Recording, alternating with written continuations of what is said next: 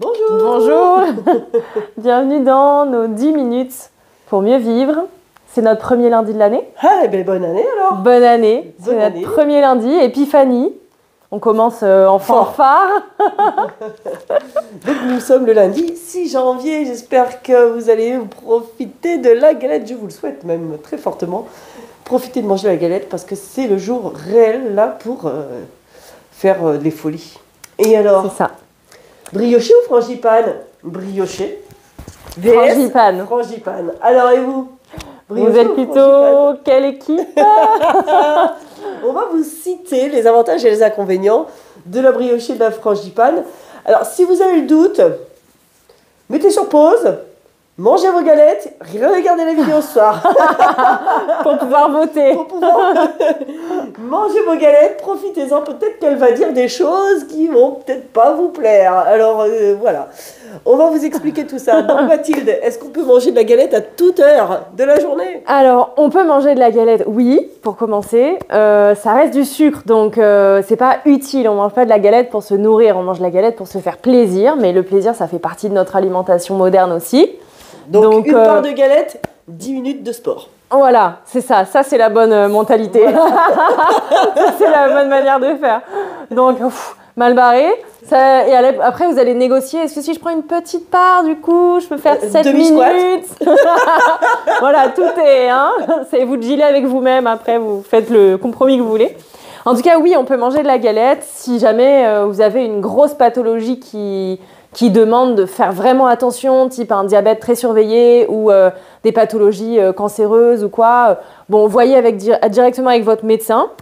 En tout cas, on va dire que pour tout un chacun, il n'y a pas de contre-indication à manger de la galette, qu'elle soit briochée ou frangipane. Mais il y a des moments plus stratégiques que d'autres dans la journée pour la manger. Ah. Et oui, puisque si vous avez regardé les vidéos d'avant, vous avez compris que le matin, il faut éviter les pics glycémiques. Donc tremper la briochée dans le petit-déj, tu es en train de me dire que ça, c'est pas bon du tout.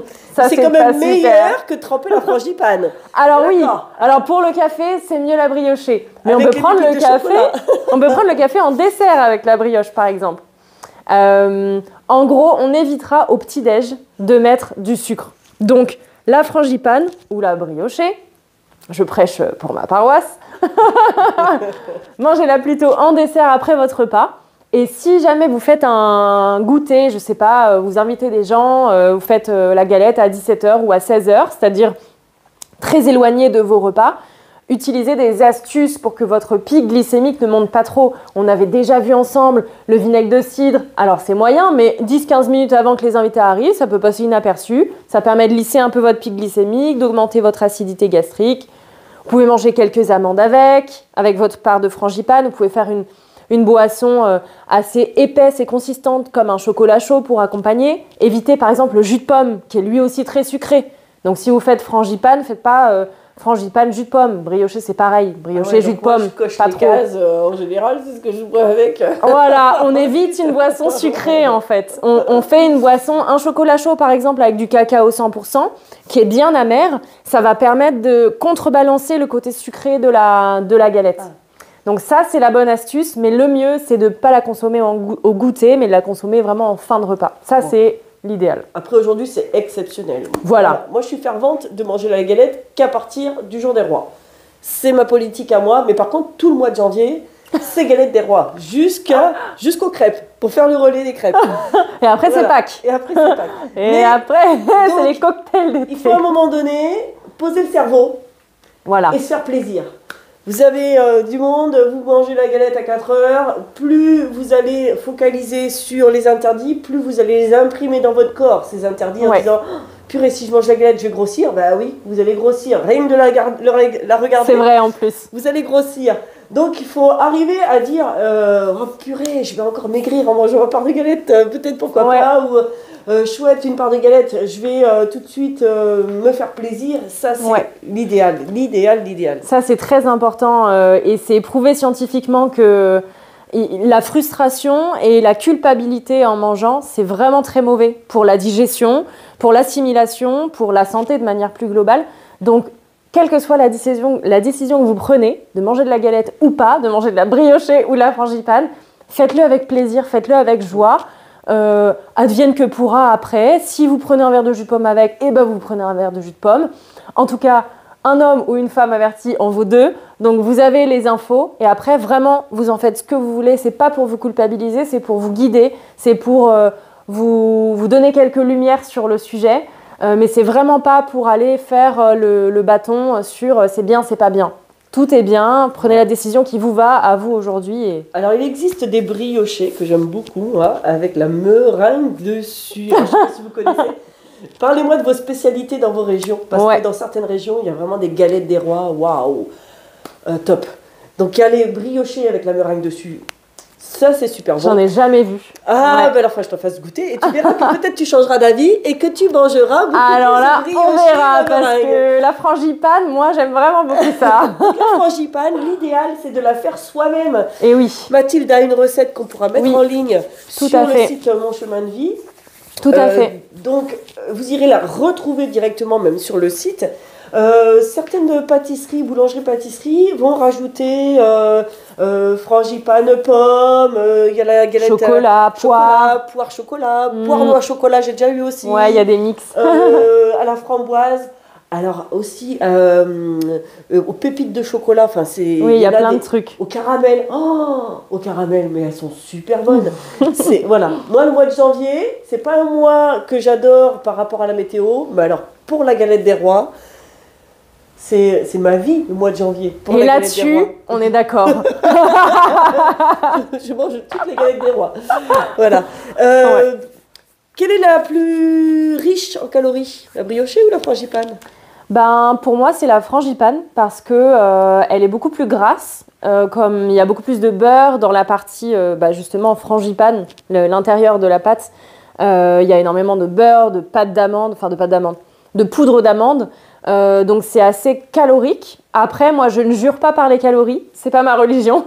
je jure par la quantité de sucre. Donc je pense qu'à ce niveau-là, ça dépend de votre recette en fait, mais c'est à peu près équivalent. Donc choisissez celle que vous préférez au goût.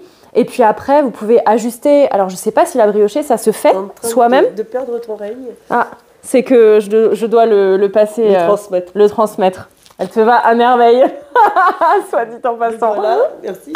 Donc, la quantité de sucre. Donc, ça dépend de la quantité de sucre que vous allez mettre dans votre recette. Moi, je pense que la frangipane, elle est plus facile à faire soi-même. Mais c'est parce que j'ai jamais fait de briochée.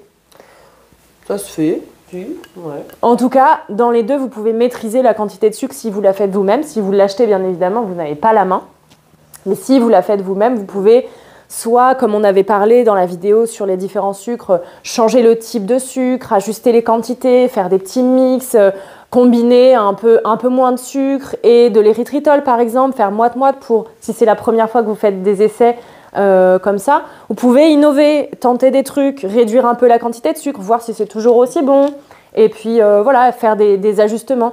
Peut-être pas faire la pâte vous-même. Je vous mettrai une recette de pâte feuilletée que vous pourrez faire vous-même si vous avez envie. Mais si vous n'avez pas le cœur de faire votre pâte feuilletée, vous pouvez l'acheter avec une version, par exemple, bio, ou prendre une version avec un peu moins de blé, une version peut-être sans gluten. Enfin, il y a plein de choses qui existent aujourd'hui. C'est ça. Et puis après, dans le pire des cas, vous êtes comme moi, super gourmand de galettes, mais faites du sport. Tout ce qui rentre doit sortir. Donc quand vous pensez que vous allez avoir des repas hyper caloriques, ou que, enfin tu parles pas en calories, mais moi ça me parle les calories parce qu'on parle en énergétique, eh bien quelque part, il faut avoir une dépense énergétique égale voire supérieure à ce qu'on a ingurgité pour pouvoir être dans un équilibre. Donc si vous voulez vous faire plaisir et vous culpabilisez quand même, eh bien faites-vous une activité physique et sportive, ne serait-ce que 10 minutes. Travail des jambes, travail des bras, et bien déjà vous vous sentirez beaucoup mieux. La respiration va permettre, on en a parlé avec le transverse, de masser les viscères. Donc ça va vous faire un bien fou et la digestion va être beaucoup plus rapide, mieux faite, moins de lourdeur. Et puis vous direz, bah tiens, pour fêter ça, je me mange une part de galette. Et même une petite marche, une petite promenade, un petit truc simple, un petit ménage, une balade. Le mouvement en fait, quel qu'il soit, le mouvement.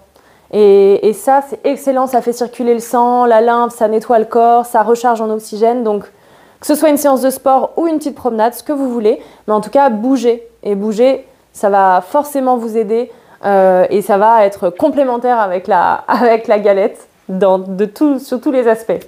Donc voilà. Faites-vous plaisir, sans culpabilité. Prenez plaisir à partager ce moment aussi, parce que c'est un moment convivial qu'on partage avec notre famille, nos amis. Donc profitez de ce moment-là et puis allez faire peut-être une petite balade après ou faites le ménage ensemble, la vaisselle. Voilà. Et puis bonne dégustation. À très bientôt. Très bon lundi à tous et à toutes. Merci. À bientôt, au revoir.